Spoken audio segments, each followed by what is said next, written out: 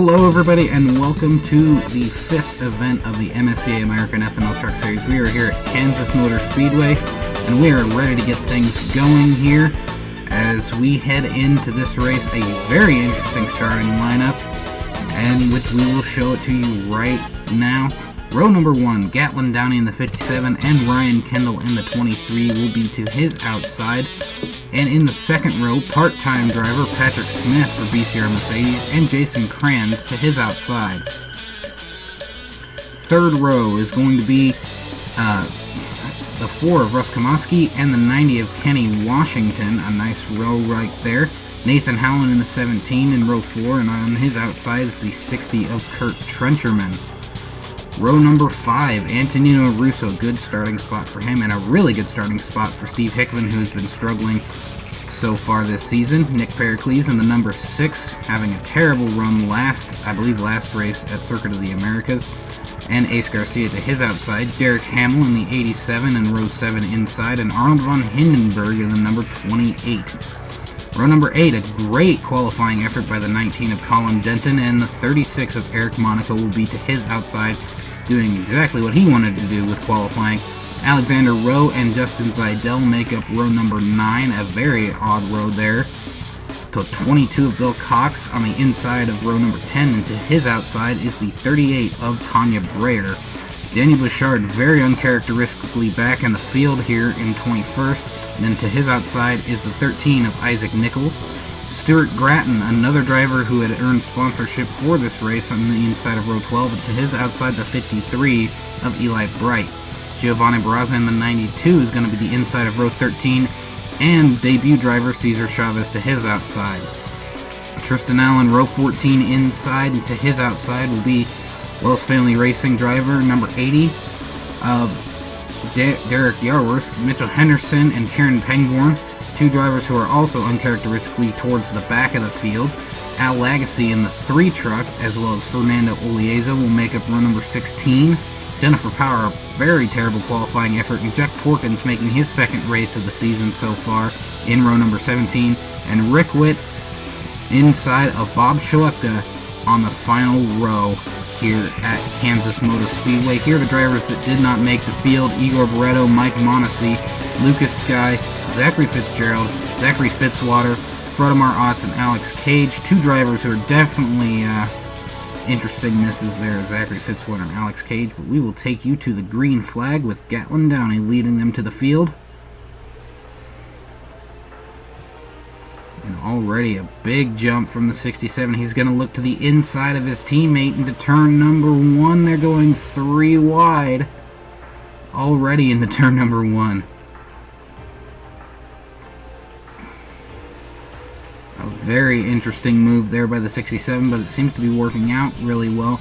Drivers behind them seem to be very patient and aren't doing very much to get out of that 3-wide situation. They seem to be doing very well, considering the fact that this is a smaller track than what we've seen where they could go 3 wide. However, the 67 has a lot of running room on that inside lane. The 17 is going to push him right by the 57. And now Patrick Smith will take the lead out pretty much outright. He did not lead that last lap. However, it's fairly certain that he will lead this next lap, as there is no one anywhere near him. I believe Patrick Smith also had a pole qualifying at Texas World, but I believe he ended up not even starting the race due to the fact that he ended up blowing a motor before the green flag was out. Jason Kranz here in the 25, currently in second place right now. One of the drivers who's been fighting for a win since that second race, and we've seen him do very well.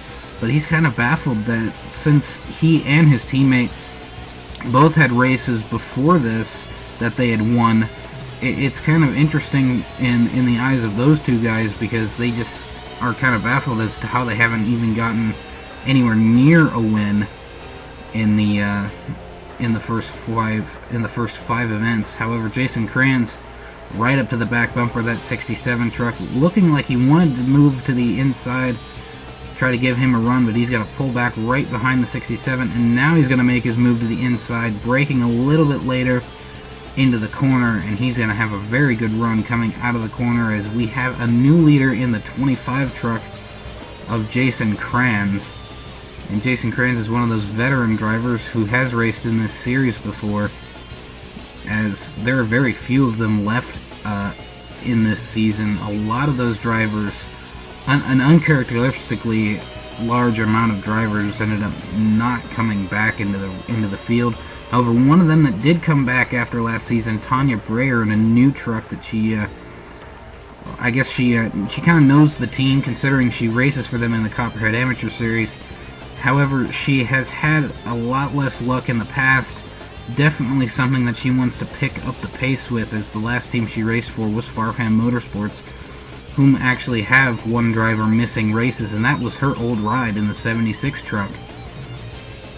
So Tanya Breyer actually looking towards Rick Witt Racing for at least some form of guidance, possibly a good season finish here, as anything from last season for her could definitely pick up the pace. I believe she finished in the back 36 in points, which for a driver in equipment such as that is not very good. Steve Hickman, also one of those drivers who has been in limbo. He is coming off of the last couple seasons. The season before last season, in 2016, it didn't bode well for him, as his team ended up folding, and he basically bought all of the trucks off of that team, which is why he is kind of running towards the back. He actually consolidated and merged with his teammate now, Bill Cox, and both of those drivers have been running this operation with the trucks that they have purchased from the teams that ended up folding, that they ended up racing for in 2016 before 2017 came around. So definitely some pretty bad luck for those two drivers. However, two other drivers who haven't had as bad of luck, Nathan Howman and Jason Kranz, both of those drivers running for Dorellis Motorsports, which is a team that, out of the aftermath of the team Bill Cox used to drive for, has come on extremely strong. And you can see both of those are the top two drivers, and you can't even see these two drivers who are in second and who are in third and fourth, actually, as they are just trying to catch up to the back end of the two leaders of Jason Kranz and Nathan Howman, as both of those drivers have completely checked out from the rest of the field. However, you can see the 6 truck actually doesn't look like he might, looks like he might actually dive down to the inside coming into turn number 1. And now it's teammates racing each other. Mick Pericles taking a dive down into the inside lane. He's got a little bit of help with the 37 truck of Daniel Bouchard, who is one of the faster trucks from what we've seen out here. And both the 16 and the 37 have shown a lot of speed in the last few races. Daniel Bouchard and Alexander Rowe actually finished or qualified in the front 2 spots, the exact same qualifying as before in races 3 and 4. They both qualified the exact same way. However, Jason Kranz making a move to the inside of his teammate in the 17. So now teammates battling each other again, but this time they won't have any outside help between each other, and it's all about how fast you can make your car go through the corners. And right now it's a pretty side-by-side battle. Jason Kranz seems to have a little bit of a faster truck.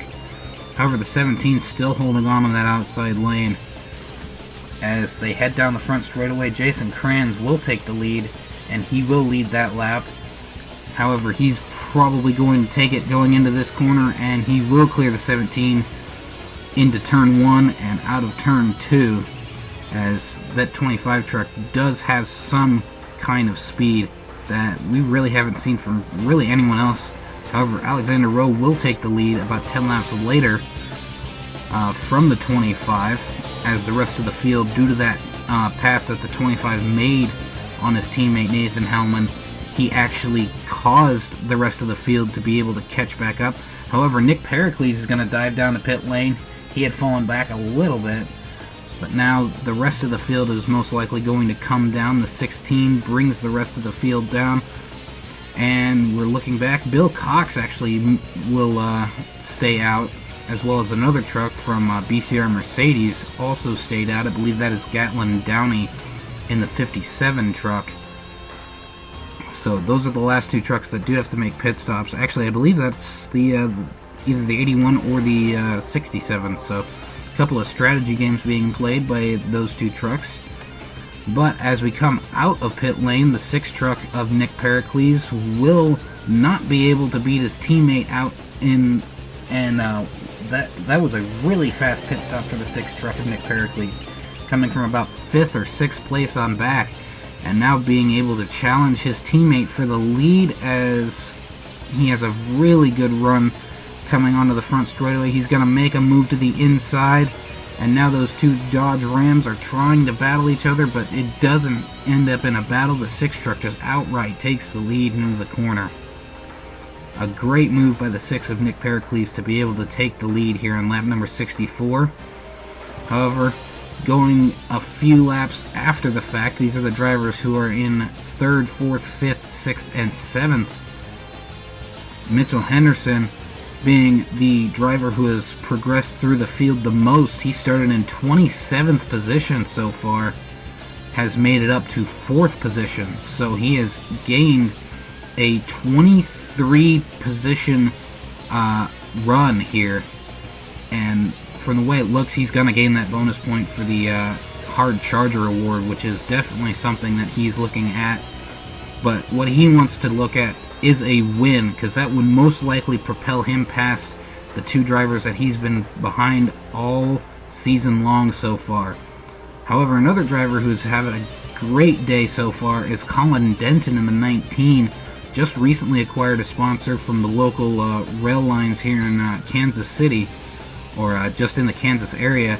Call River Railroad came on for this team, and they have come on very strong as they have provided a truck that can get the job done. Currently he is sitting in 8th right now, and this is not what you would expect from a team that had just landed a minor sponsor, but he is doing a great job with that 19 truck, and it is really doing him some very good deeds as he continues to run the route that he is running.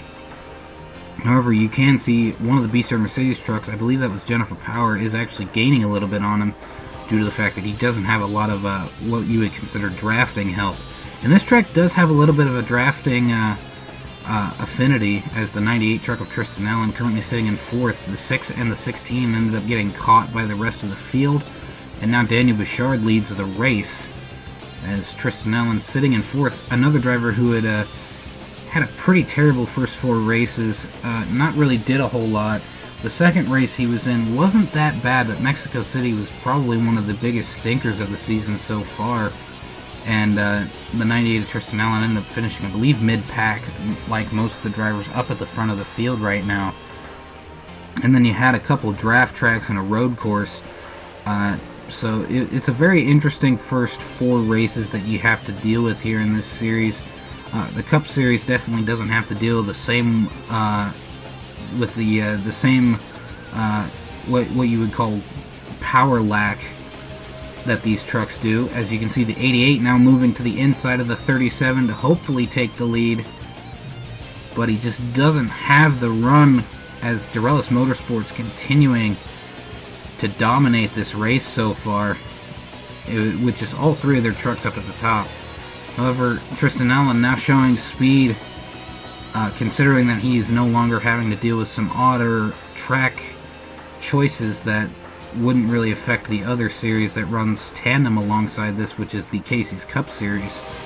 Now we're going to ride along with the 88 of Mitchell Henderson, currently sitting in 2nd place, has tried multiple times to get by the 37 as well as the 25, and ended up getting by the 25, I believe, when the 37 of Daniel Bouchard took the lead.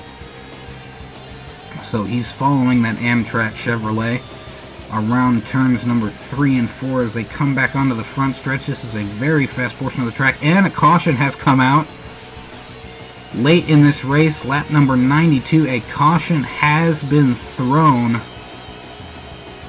but we actually don't know why the caution was thrown. I believe that the caution lights actually malfunctioned, and now the caution has come out on lap number 92 for absolutely no reason other than the fact that the caution lights just malfunctioned. So a very odd situation we have here, but coming back to the green flag, Daniel Bouchard will lead them down the front straightaway as the 88 of Mitchell Henderson follows in tandem. A really good run, and he's going to make a move down to the bottom side. It looks like the 37 might have spun his tires a little bit, as the 88 of Mitchell Henderson now has the lead coming into turn number 2, and that was a really quick move to take the lead. It didn't look like Gatlin Downey's pass from the lead by his teammate Patrick Smith, which took a few laps to actually get the 67 clear of the 57 on the lead. That was almost immediate. Before they even got to the exit of the corner, the 88 had already taken the lead.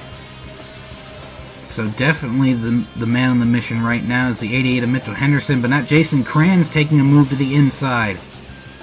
The 25 of Jason Kranz moving to the inside lane, as now the 88 has to battle for his race and for his win here on lap number 101 of 107. He has 7 laps to do the job, as the rookie driver for Revolution Racing has shown a lot of speed so far, but just hasn't had the finishes to show for it other than at Texas World. And he will barely lead that lap, but Jason Kranz is most likely going to be able to take the lead outright here, and he will be able to clear the 88 on the entrance of turn 1. And now the 88 has to fight with Tristan Allen in the 98 truck for that second spot. And he will end up winning that as we come down 2 laps to go. Green flag was waving as they crossed the line to signify 2 laps remaining in this race. Jason Kranz in the 25 has had a very good race so far and has led the most laps. That has been confirmed that he has led the most laps today. And that 25 has just been up at the front the entire race. The 17 actually fell back after pit stops. So the 25 of Jason Kranz has really been the only driver that has stayed up at the front. As he crosses the line for the white flag, the 88 has 1 more lap to get the job done to hopefully get himself a win. And he dives it down into turn 1. He's going to close up that gap really, really quickly, as now they head down the back straightaway. Will the 88 make a move under the inside? Tried to do it, but it looked like he got a little bit tight coming into the corner, and he's not going to be able to make the move coming to the inside of turn 3. And Jason Kranz, coming across the line, will win here at Kansas Motor Speedway for race number 5. And what a good win by the 25 as he does his burnouts here on the front straightaway. Finally getting that win that he was so searching for since last season. Jason Kranz topping the board with Mitchell Henderson in a close second place, but just couldn't get the job completely done. Tristan Allen with a nice run in that 98 truck. That'll certainly do him some good. Kenny Washington in the 4th place spot as well will also get him points. Firefly Motorsports finishing 5th and 6th with their 2 trucks that actually made the race. And Dorellis Motorsports actually falling to 7th and 8th with Daniel Bouchard and Nathan Howman not being able to do as much with the cars that they had. Jennifer Power, nice run by her. She has been very good for that BCR Mercedes team and continues to run well. Ryan Kendall as well, a very uncharacteristically good finish, and hopefully that means that he's going to start actually doing as well as we had hoped he would. Russ Kamoski in 11th, another uncharacteristic finish there, as Russ Kamoski usually runs up front towards most of the field, but he kind of ran mid-pack. A couple drivers also, Rick Witt, a great job moving through the field as well. Steve Hickman and Tanya Breyer ended up not really moving from their positions where they started from. Eric Monaco ended up falling off really hard from the rest of the field and did not really do very well. Started in 16th, ends up in 25th, so he dropped 9 positions on the day. Antonino Russo and Arnold von Hindenburg, a couple of uncharacteristic finishes, as well as Justin Zeidel in the 44 truck. Gatlin Downey in the 57 ends up qualifying on the pole and ends up dropping to 27th position. So that is the farthest drop actually of positions so far. So the 57, definitely some things that they got to work on for that team. Giovanni Barraza, Jack Porkins, both finishing 35th and 36th. Definitely not the best race for those two, but then again, they do not have sponsors on those trucks, so it is definitely going to be a struggle for those guys to get anywhere near the front of the field. However, Russ Kamaski, even with that 11th place finish, will keep the lead. However, he has got 2 points over his teammate Kenny Washington, and also what I said was true, that Mitchell Henderson, had he won the race, would have taken the points lead outright, as he would have gotten, I believe, 60 some points. He would have gotten 30 more points than he did, most likely, and he probably would have been at a very good point. However, Derek Yarworth in 11th, Tristan Allen 12th, Arnold von Hindenburg 13th with 108 points, tied with Tristan Allen, and a lot of these drivers, Justin Zeidel falling off that top board, as well as, I believe, Kurt Trencherman has been moving himself through the board as due to the fact that he missed that first race, but has just been able to climb his way through. Al Lagasse lagging way behind his teammate in the 88 truck. And here's the drivers who are looking to stay up above the cut line. Eli Bright continuing to stay up in 21st and staying well above that cut line. Isaac Nichols, however, will drag himself above the cut line, so he does not have to qualify, at least for the next race. And that will also knock out Gatlin Downey, who finished in 27th, will end up in 27th in points. Other drivers, Tanya Brayer continuing to move up the board. Steve Hickman, I believe, is dropping a little bit off the board.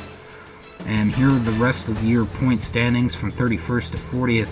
A lot of drivers here are part-time drivers, Jacob Poole, Alex Cage, Stephen Thompson.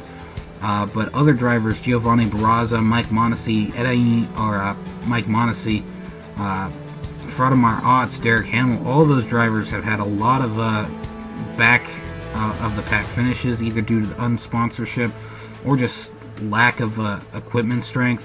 However, that's going to do it for the MSCA American Ethanol Truck Series. We will see you guys next time at Iowa Speedway for race number 6. Thank you guys for tuning in.